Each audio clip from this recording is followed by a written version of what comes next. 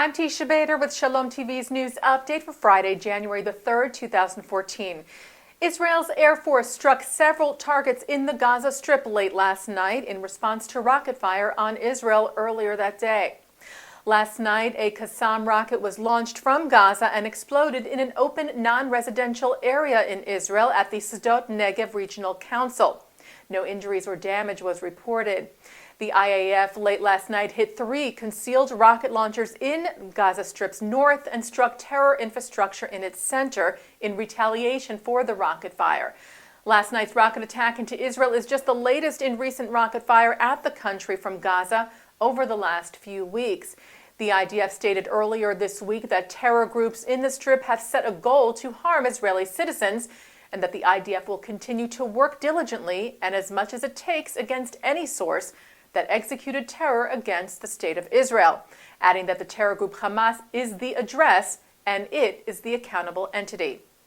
U.S. Secretary of State John Kerry met with Israel's Foreign Minister Avigdor Lieberman and several other Israeli leaders this morning before heading to Ramallah to meet with Palestinian Authority President Mahmoud Abbas. Israeli sources said that Kerry had not formally presented a framework or outline agreement yet, which had been expected, and was first trying to narrow the gaps between the two sides.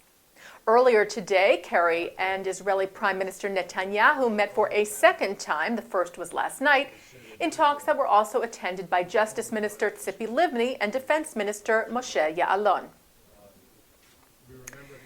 It was cleared for publication yesterday that 14 men suspected of being involved in last month's bus bombing in Bat Yam have been arrested. Ynet reports that the Shin Bet, Israel's security agency, together with the IDF and police force, detained the men thought to be behind the bombing that, as you may recall, occurred on December the 22nd. When a passenger on board the bus noticed a suspicious package, alerted the driver, and the bus was safely evacuated moments before it exploded, and there were no injuries. The 4 main suspects in the bus bombing arrested are senior Islamic Jihad operatives. They are 24-year-old Sahada Ta'amri, his brother 21-year-old Hamadi Ta'amri, 20-year-old Sami Harimi, and 22-year-old Yosef Salama. The Tamari brothers have both served time in Israeli prisons, and Salama is a Palestinian Authority police officer. The Shin Bet investigation found that the group had been planning a massive terror attack in Israel over the last few months. The Tamari brothers prepared the explosives. Salama had a switch attached to a cell phone to activate the bomb remotely.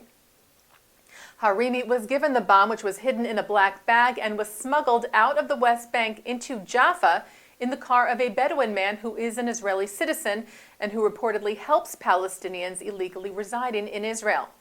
Harimi then prayed in a local mosque in Jaffa and then placed the bomb on Dan bus number 240 before getting off it.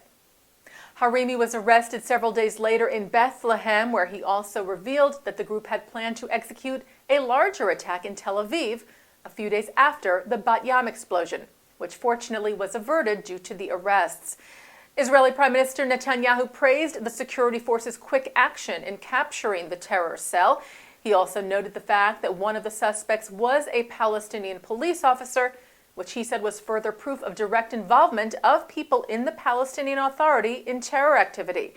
Netanyahu said the time has come for Mahmoud Abbas to cease celebrating with freed murderers and lead his people to the way of peace.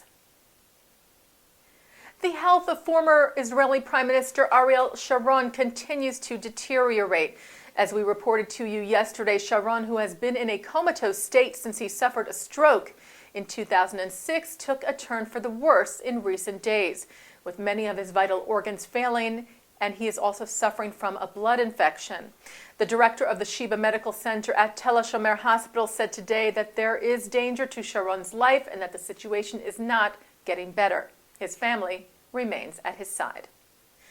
Israel's Defense Ministry, together with the U.S. Missile Defense Agency, held a second successful trial of the Arrow 3 anti-ballistic missile system this morning.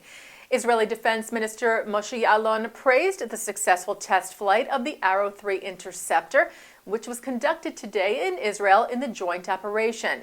He said the missile would prove a major asset to Israeli society in protecting its citizens. The system is set to become operational in approximately 2016.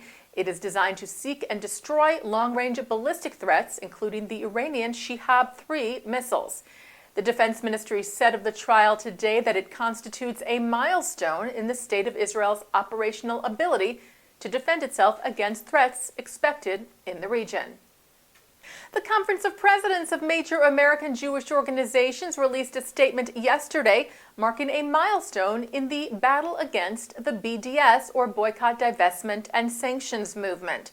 Conference leaders Chairman Robert Sugarman and Executive Vice Chairman Malcolm Hoenlein praised the over 100 universities and colleges who have up until now rejected the academic boycott of Israel, recently endorsed by the American Studies Association, or ASA, and said they anticipate more opposition to the boycott as schools return from winter break. However, the conference leaders also noted that they must remain vigilant in their efforts as BDS efforts continue, specifically mentioning an anti-Israel discussion that is set to take place at a conference next week by the Modern Language Association, or MLA.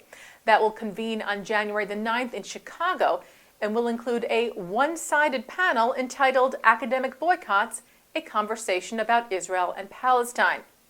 Sugarman and Hoenlein said, "We hope the clear messages issued by the presidents of the most prestigious universities in America against the boycott of Israeli institutions or academics will resonate with any who are contemplating a similar effort at the MLA." B'nai B'rith International also criticized the MLA. They issued a statement yesterday condemning the association for reportedly denying Hillel International and the Israel on Campus Coalition a chance to present a discussion at the conference on Israel and academic freedom. They said that the MLA was seemingly following in the path of the ASA.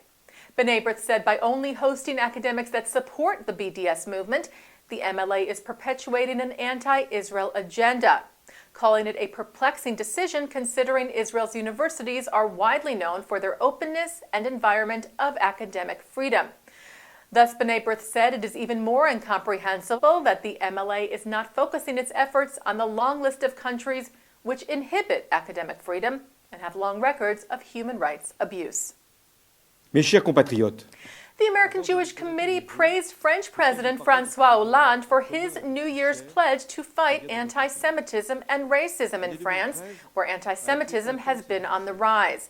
Hollande declared in his televised end-of-the-year address to the nation that he will not condone anti-Semitism, racism, and any form of discrimination, saying the values of the French Republic are not negotiable.